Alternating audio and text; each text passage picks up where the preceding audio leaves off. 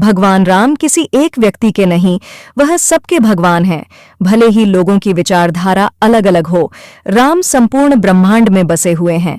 यह कहना है सनकादिक महाराज का। सनकादिक महाराज रीवा यूनिवर्सिटी परिसर में आयोजित 1008 कुंडीय महायज्ञ में शामिल होने के लिए आए हैं।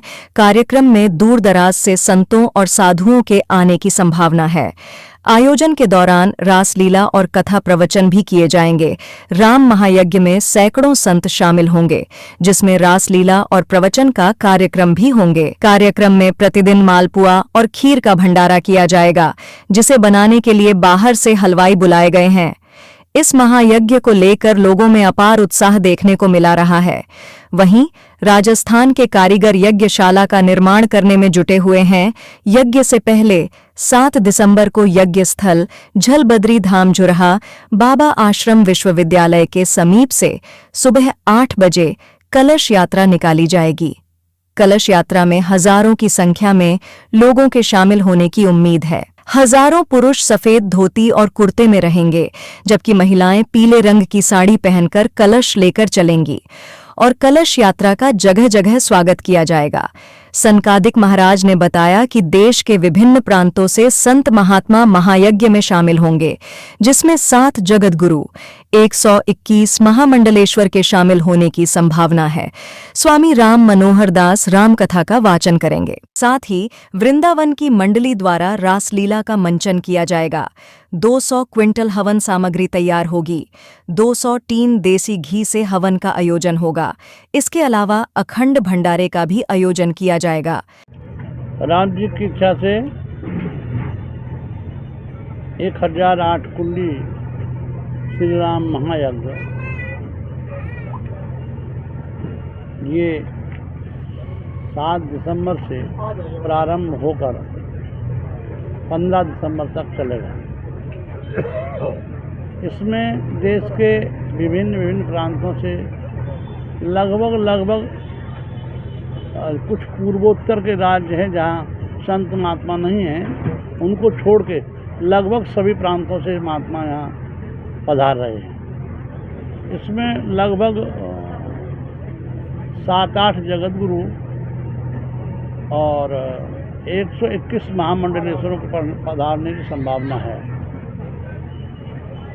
7 तारीख से ही महापुरुष इसमें पधारना चालू हो जाएंगे और क्रमशः जिनको जैसा समय मिलेगा उस समय से कोई 1 दिन के लिए, कोई 2 दिन के लिए, कोई 4 घंटा के लिए दर्शन देकर हम सबको अनुग्रहित करेंगे। राम जी की इच्छा से इसमें एक बड़े अच्छे संत हैं श्री स्वामी राम मनोहर दास जी, उनके श्रीमुख से राम कथा यहाँ होगी राम जी की इच्छा से। और वृंदावन से रासलीला यहाँ राम जी से मंचन हो, रासलीला का मंचन होगा। यहाँ आने वाले जो भी श्रद्धालु दर्शनार्थी रहेंगे सबके लिए यहाँ प्रसाद की व्यवस्था रहेगी। 7 तारीख से ही यहाँ अखंड भंडारा चालू हो जाएगा। जय सीताराम सुबह कुछ बाल भोग इत्यादि और 2 बजे दिन से और रात्रि के 10-11 बजे रात तक लगातार भंडारा चलेगा। भंडारा में भगवान का प्रसाद में विचार किया गया है कि मालपुआ तस्मई, पूड़ी सब्जी, कढ़ी चावल।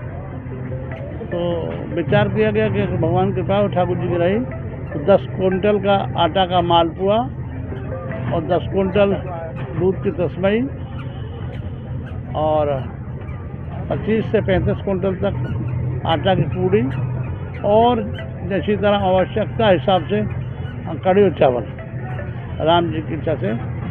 इसमें जैसी तरह मालपुआ तो यहाँ लोग बनाना नहीं जानते हैं, तो इसके लिए कारीगर बुलाए गए हैं भिंड मुरैना से। 25 लोगों की टीम आएगी, मालपुआ तस्मई बनाएगी और पूरी सब्जी इत्यादि के लिए यहाँ कोई नई व्यवस्था जम रही थी, तो सागर से राम जी से आ रहे हैं हलवाई धाम से। तो यही है। इसमें लगभग हवन में 100 कुंटल राम जी की तिल, लगभग वही 200 कुंटल के लगभग हवन सामग्री बनेगी और 150-200 टीन घी का हवन होगा राम जी की इच्छा से। तो फिर ऐसे विचार हैं, आगे ठाकुर जी की जैसी कृपा होगी बहुतायात बढ़ भी सकता है और न्यूनतम भी हो सकता है सब ठाकुर जी की व्यवस्था की बात। साकल यहाँ पर्याप्त मात्रा में जो अपना विचार है उतना साकल की व्यवस्था हो गई, घी की व्यवस्था हो गई। यज्ञशाला लगभग तैयार हो रहा है, लगभग तैयार हो जाएगा और सभी तैयारियां हैं। और आगे जो ठाकुर जी की जैसी जैसी कृपा होगी तो बहुत अच्छा होगा, बहुत अच्छा। जीवन में इस कार्यक्रम को करने की भूमिका कैसे तैयार हुई?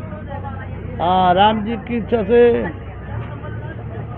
गूढ़ में एक यज्ञ था पिछले अक्टूबर में लगभग राम जी से तो 108 कुंडी अंदर से प्रेरणा हुई कि 108 कुंडी कई सारे यज्ञ हुए, अभी 1008 कुंडी का यज्ञ किया जाए तो रीवा में किया जाए।